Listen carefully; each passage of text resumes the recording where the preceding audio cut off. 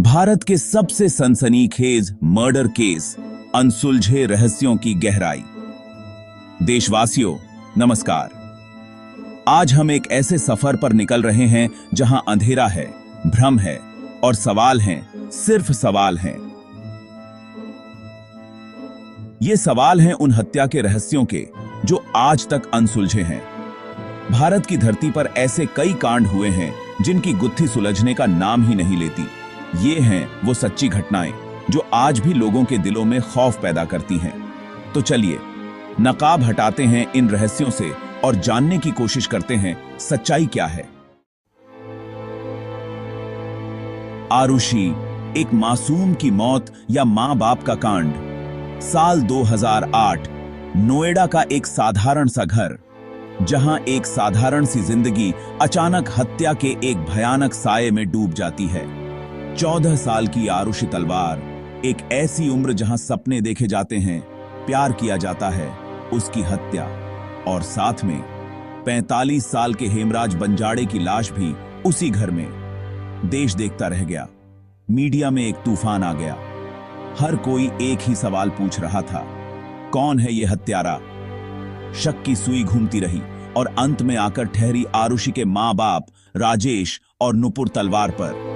क्या वाकई एक मां बाप अपनी ही औलाद के हत्यारे हो सकते हैं? क्या यह गुस्से में उठाया गया एक कदम था या फिर एक साजिश? सबूतों का जाल बुना गया, गवाह पेश हुए, लेकिन सच आज तक एक रहस्य बना हुआ है। आज आरुषि के मां बाप जेल से बाहर हैं, लेकिन क्या वो इस इल्जाम से आजाद हैं? क्या देश की नजरों में वो बेगुनाह हैं? ये सवाल आज भी अनुत्तरित हैं। आरुषि की कहानी सिर्फ एक हत्या की कहानी नहीं है। ये कहानी है एक ऐसे सिस्टम की जो न्याय देने में नाकाम रहा, एक ऐसी गुत्थी जो सुलझने का नाम ही नहीं ले रही। क्या कभी इस केस का सच सामने आएगा? क्या आरुषि को इंसाफ मिल पाएगा? ये सवाल आज भी देश के जहन में गूंज रहे हैं। क्या आरुषि को ठगी? चमकीला, आवाज जो हमेशा के लिए खामोश हो गई।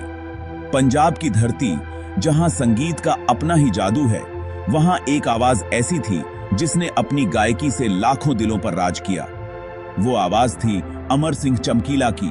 चमकीला, जिनके गीतों में समाज की सच्चाई झलकती थी, जिनकी आवाज में दम थी, उनका कत्ल, वो भी दिन दहाड़े। 1988, एक काला दिन, जब चमकीला अपनी पत्नी के साथ एक प्रोग्राम के लिए जा रहे थे, तभी कुछ अज्ञात हमलावरों ने उन पर गोलियों की बौछार कर दी। चमकीला और उनकी पत्नी की मौके पर ही मौत हो गई। पूरा पंजाब सदमे में था। संगीत की दुनिया शोक में डूब गई। कौन थे ये हत्यारे? क्यों की गई चमकीला की हत्या? क्या ये उनके गीतों का बदला था या फिर कोई और साजिश? आज तक इस केस का खुलासा नहीं हो पाया है। चमकीला के चाहने वाले आज भी इंसाफ की आस लगाए बैठे हैं। क्या कभी इस केस का सच सामने आएगा? क्या चमकीला के हत्यारों को सजा मिल पाएगी? ये सवाल आज भी अनुत्तरित हैं। सुनंदा, पुष्कर सियासत के गलियारों में एक मौत। दिल्ली की सियासत, जहां पावर का खेल हमेशा से खेला जाता रहा है, वहां एक मौत ऐसी हुई जिसने सबको हिलाकर रख दिया। ये मौत थी सुनंदा पुष्कर की, कांग्रेस नेता शशि थरूर की पत्नी। 17 जनवरी 2014, दिल्ली के एक आलीशान होटल के कमरे में सुनंदा पुष्कर मृत पाई गई। शुरुआत में इसे आत्महत्या बताया गया, लेकिन बाद में खुलासा हुआ कि सुनंदा को जहर दिया गया था। सवाल उठने लगे, शक की सुई घूमने लगी। क्या यह वाकई आत्महत्या थी या फिर एक सुनियोजित हत्या?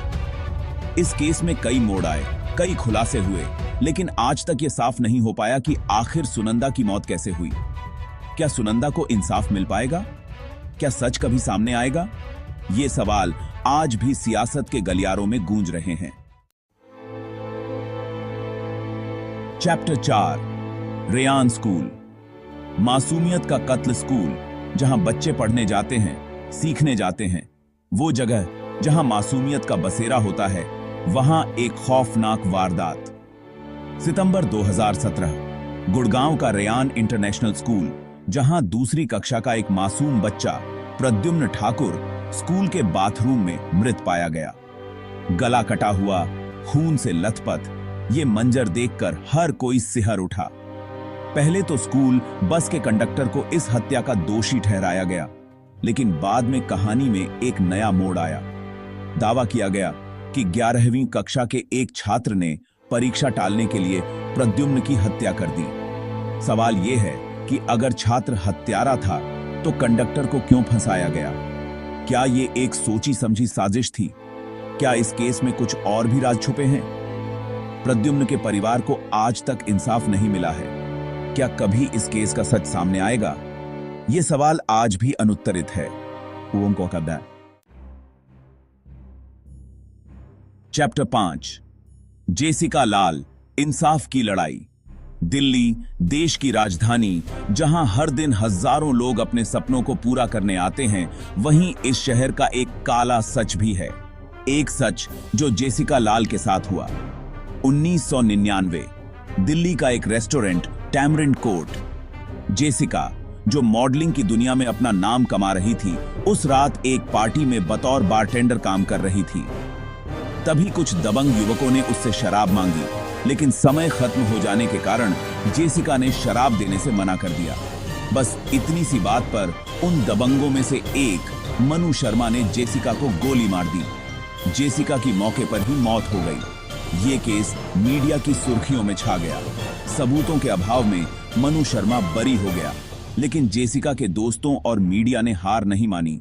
आखिरकार सालों की लंबी लड़ाई के बाद मनु शर्मा को सजा सुनाई गई। लेकिन सवाल यह है कि क्या जेसिका को इंसाफ मिला?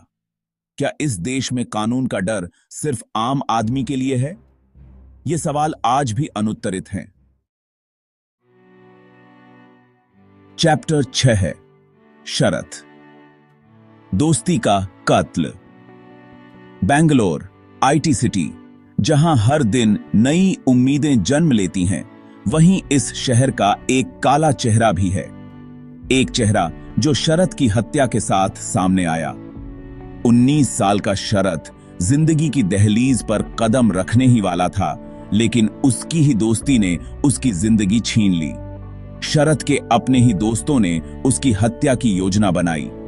पैसे के लालच में उन्होंने शरत का गला घोंट दिया और उसकी लाश को ठिकाने लगा दिया। पुलिस ने इस मामले की जांच की तो सच सामने आ गया। शरत के हत्यारे उसके ही दोस्त निकले। लेकिन सवाल यह है कि क्या शरत को इंसाफ मिल पाया? क्या उसके मां बाप को कभी अपने बेटे की कमी खलना बंद होगी? ये सवाल आज भी हमें झकझोरते हैं।